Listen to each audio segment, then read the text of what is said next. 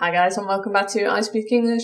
My name's Hayley, and in this episode we're going to be taking a look at some vocabulary, C1 advanced vocabulary for talking about money and shopping. So this is not only going to help you in your Cambridge C1 exam if you're taking it, but also just in life in general, because we're going to be taking a look at more informal expressions like phrasal verbs, kind of colloquial expressions that you would use every day anyway. So I'm going to show you these expressions, explain them, give you some examples, and then I'm also going to test you to make sure that you've understood them correctly, and then I'm going to show you how you would use them to answer some Part 1 and Part 4 speaking questions in the Cambridge C1 exam. Alright, so let's get into it.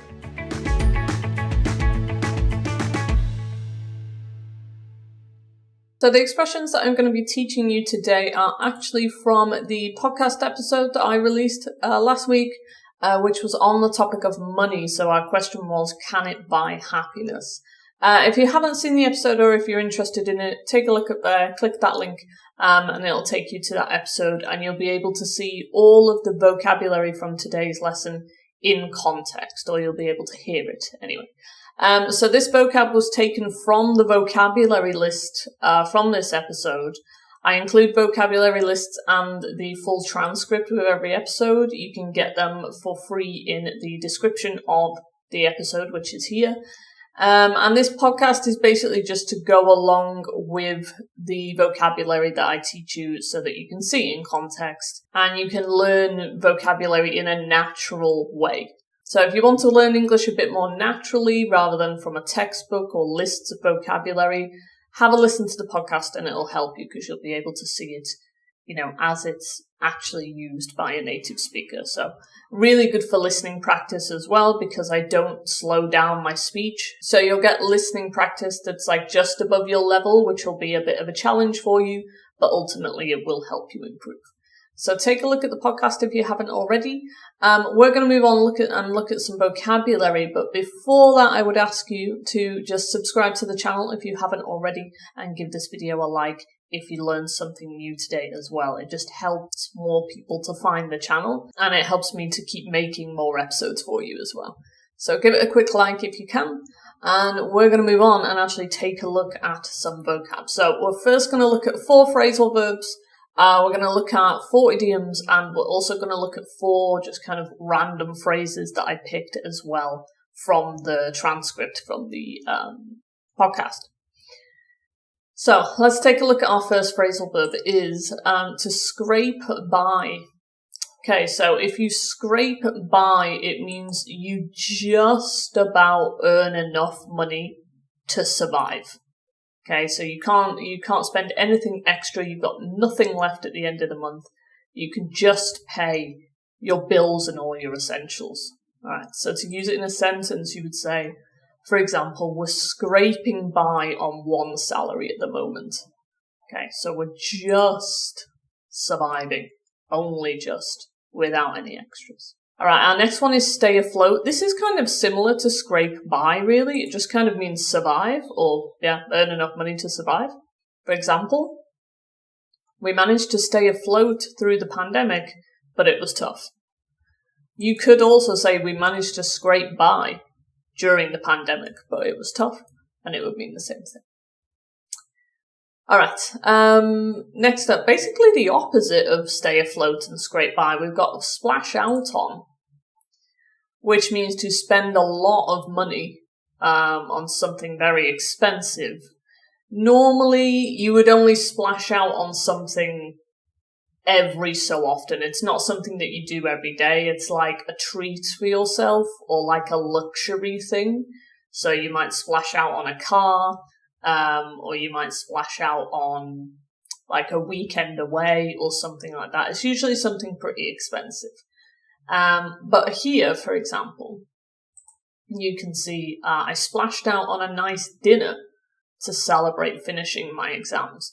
So it doesn't have to be something crazy expensive. It can just be something that's more expensive than what you would usually pay. And it's like a treat for yourself, basically. So you can splash out on a dinner as well if you pay, double what you would usually pay for a dinner out. Okay. Right, and our next one is top up. Now, this is a really important one because I hear people make mistakes with this all the time, and I found myself actually doing this as well. So top up means when you add money to a card, right? So let's say you have like your bus card or your transport card and you need to add money to it so that you can use it. You would top up that card. A lot of people say charge. I need to charge the card, especially in like Latin languages, Italian, Spanish, Romanian, like you would say charge. In English, you say top up. Charge is only for electricity. It's like when you've run out of electricity, you charge your phone, for example, because you don't have enough battery on your phone. You cannot charge a card. If you said that to a native speaker, they would have no idea what you're talking about. I understand it because I listen to people speak, non-native speakers speak English every day, and I'm just used to hearing it. And again, I've started almost making this mistake myself because I've not lived in England for like 10 years or over 10 years. So I've started speaking like international English, which includes these kind of false cognates or false friends. And charge or top up is a false cognate or false friend. So never say charge a card, okay? It's top up a card. You can also top up your phone if you don't have credit on your phone either, okay? For example, I need to top up my bus card before it runs out, okay? Not charge my card, top up my card. You can only charge something that has electricity in it, like your phone or your laptop or something like that. Alright, so there are phrasal verbs. We're going to move on to our idiomatic expressions next. You can see here that we have a money tree. Those wonderful money trees, if only they were real. So I included this because one of our idioms is money doesn't grow on trees. Very common idiom. You might have something similar in your native language as well. For example, I told my son money doesn't grow on trees when he asked for new trainers. Indeed. Okay, so money isn't infinite. You have to earn money. You can't just go and cultivate it, although we all wish you could. So we've got money doesn't grow on trees. Next up, we've got make ends meet. This is super common, very commonly used by native speakers. To make ends meet means to survive, to earn enough money to pay all of your bills. So kind of similar to what we saw before, with kind of scrape by, stay afloat, a bit kind of similar to that, just make enough money to pay your bills.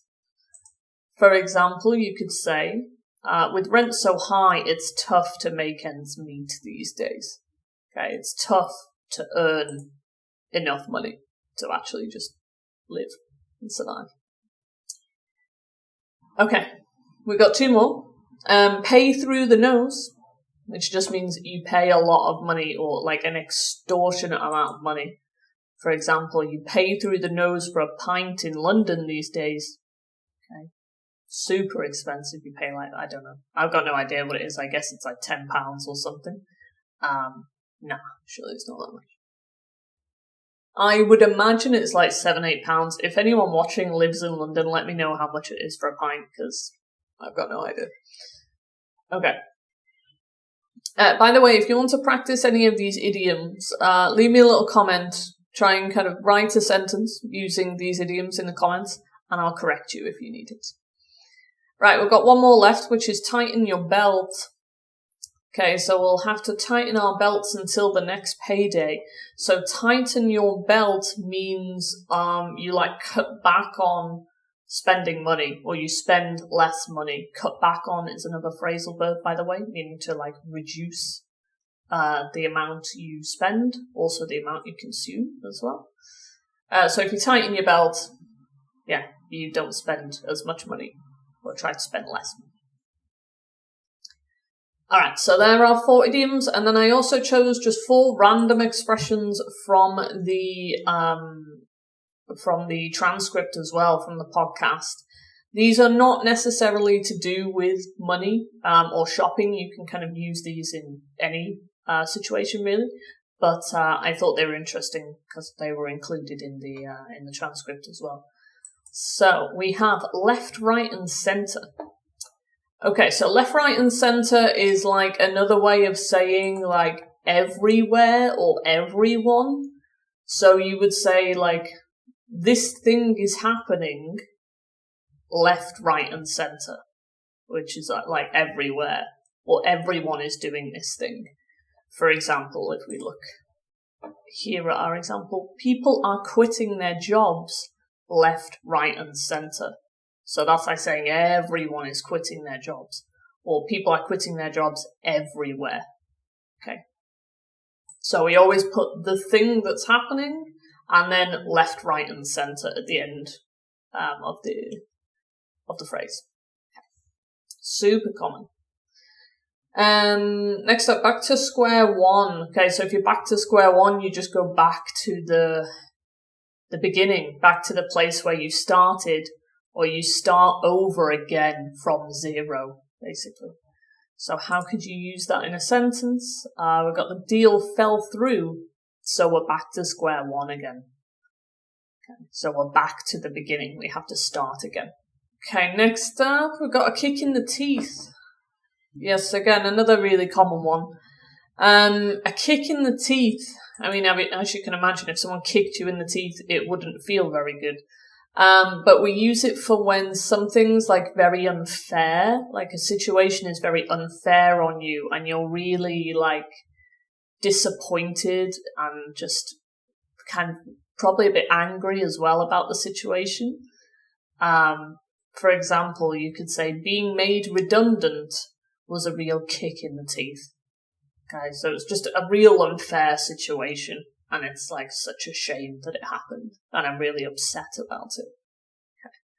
So again, the way you'd use this, you would say something, whatever the situation is, or the bad thing that's happened to you, you would say that first, and then is a kick in the teeth, or was a kick in the teeth. Okay. Alright, and our final one is rub someone's nose in it. So if you rub someone's nose in something, it's like you're bragging about something or gloating about something, but it's usually, let's say if someone's done something wrong or they've made a mistake, if you rub their nose in it, it's like you're going, haha, see, like I told you so, and I told you that would happen, like you're making it worse for them by continuously either talking about it or drawing someone's attention to it. So you can use it in that way when someone's done something wrong. You can also use it to like brag about yourself or gloat about yourself when you know that another person is like jealous of you or they haven't got what you've got. Because again, it's like you're saying, haha, like I have this and you don't. So you're rubbing someone's nose in it, like the situation. For example, to use it in a sentence, he didn't need to rub my nose in it after I lost that deal. Okay, so it's like I lost the deal and I already felt bad about it, and then this guy kept talking about it or kept going on about it and made me feel bad continuously. So they rubbed his nose in it, or rubbed your nose in it. Okay, right, so they're all our expressions. You've got 12 new expressions. I'm going to test you. We're going to do like 3 little fill-in-the-gap questions, and then I'm going to show you how you would use it just in normal conversation or in the Cambridge C1 exam as well. So let's have a quick test, first of all. So we've got 3 expressions here: make ends meet, scrape by, or pay through the nose. Which of those phrases fits this gap? After losing my job, I had to for months just to survive. Okay. I'm going to give you 5 seconds. Try to fill in the gap there with one of those expressions. Write your answer in the comments if you want, and I'll correct you. Off you go, you've got 5 seconds.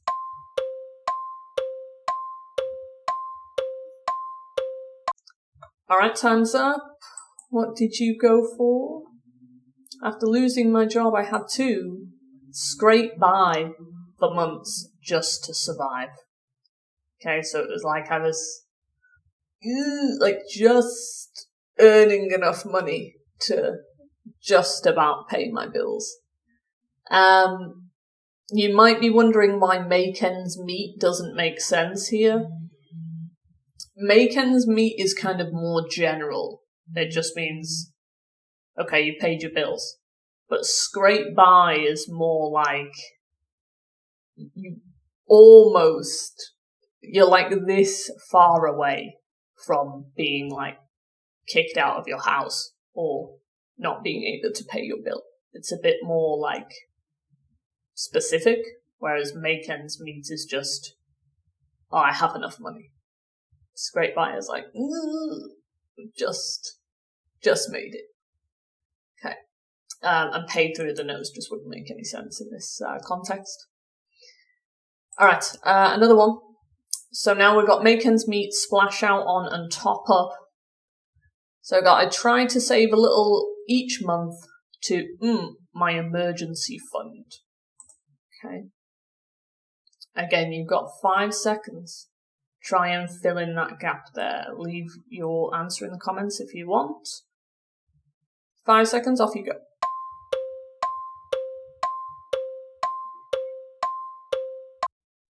Alright, time's up.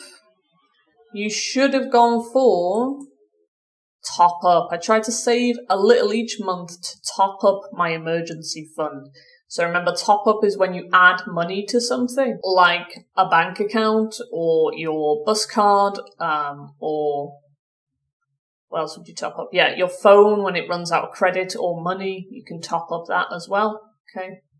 So you can't splash out on an emergency fund. That wouldn't make sense because splash out on is to buy like a luxury item or spend a lot of money. And make ends meet again just means to kind of survive the month. So that wouldn't make sense either. Alright, our final test. Okay, we've got, she boasted about her bonus for hours. It felt like she was trying to... Okay, we've got rub my nose in it, a kick in the teeth, or tighten my belt. Okay, have a think. What goes in that gap? You've got 5 seconds. Off you go.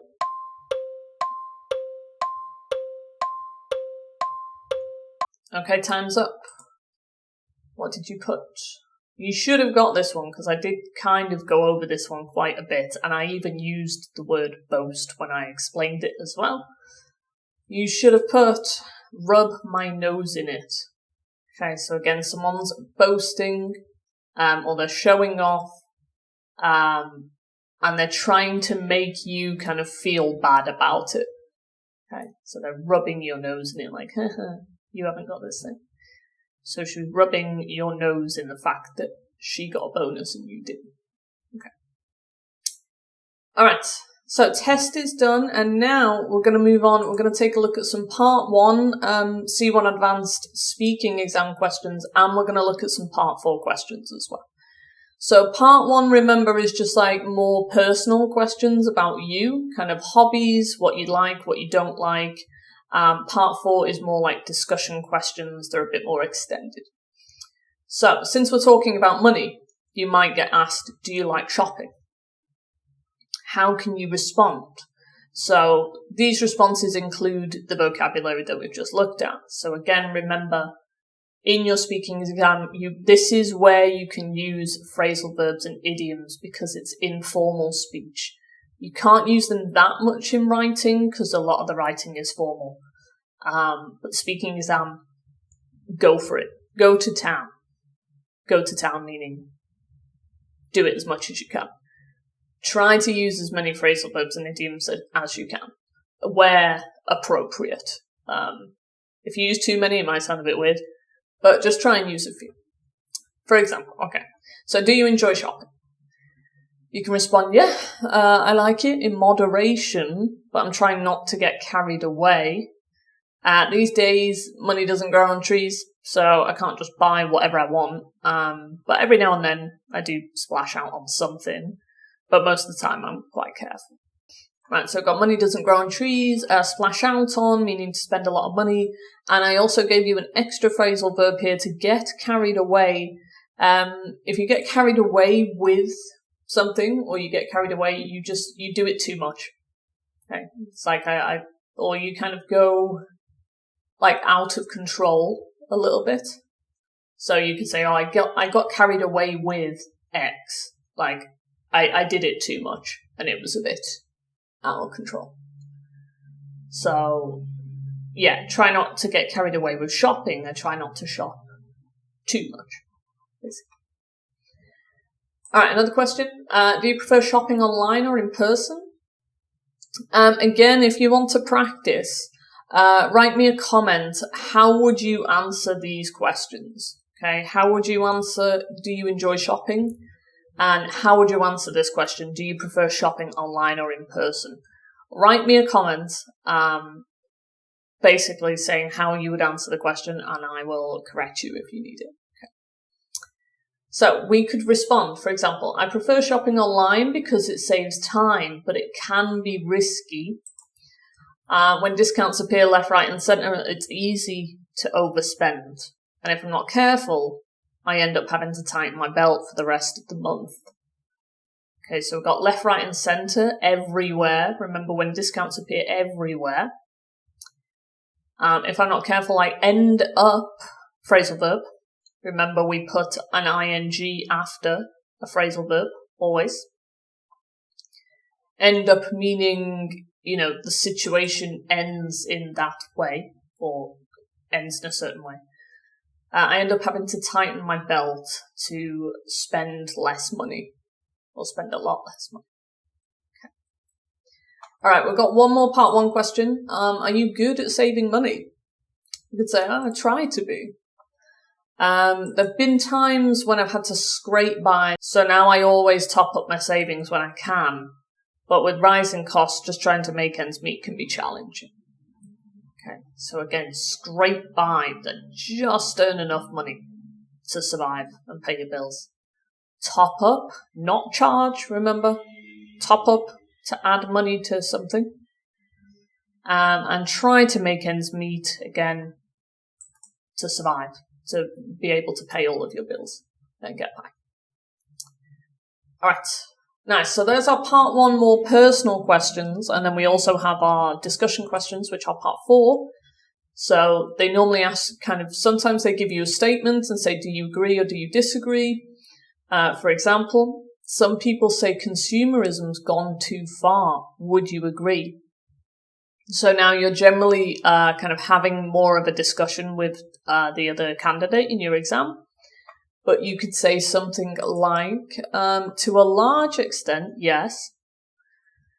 People buy things they don't need simply because advertisements appear left, right, and centre. When this happens, even sensible people can sabotage themselves financially and then struggle to stay afloat. In extreme cases, when debt builds up, getting back on track feels like being back to square one. Okay, we've got quite a few nice phrases there. Left, right, and centre, which you already know means everywhere. To sabotage yourself. To stay afloat, again, meaning to be able to earn enough money. We've got get back on track, meaning to get back to your correct level. And being back to square one, starting all over again. Alright, we've got 2 more of these questions left, so let's have a look at our next one. Should schools teach teenagers how to manage money? Again, what do you think? Leave me a comment, let me know if you think schools should teach teenagers how to manage money. Let's see what our response was here. Definitely. Young people need to learn that money doesn't grow on trees, and that financial mistakes can set you back to square one very quickly. Teaching practical budgeting skills would help teenagers weigh up the consequences of their spending. Okay, we've got another nice phrasal verb here, weigh up. Okay, if you weigh up, usually you weigh up two options. If you like consider which is better, which is worse, then you're weighing up your options. So they need to weigh up the consequences of their spending. Okay, so if I buy this, will it give me a consequence or not? We're weighing it up. We also have money doesn't grow on trees and set you back to square one. So you can go back to square one, you can be put back to square one or set back to square one as well. Alright, and I think our final question, why do you think some people are reluctant to talk about money? Okay. So money can be tied to pride. If someone's struggling to scrape by, they may feel embarrassed. On the other hand, wealthy people might avoid talking about it so they don't rub someone's nose in it. Either way, money tends to be emotional. Alright, so scrape by, again, just earn enough money. And we have rub someone's nose in it, okay, to make someone feel bad about something either that you have or that they've done wrong. Alright, so there you have it. They are your expressions for talking about money for your C1 exam. If you learned something new today, please do give this video a like. It just helps it to reach more people so that they can watch the video as well.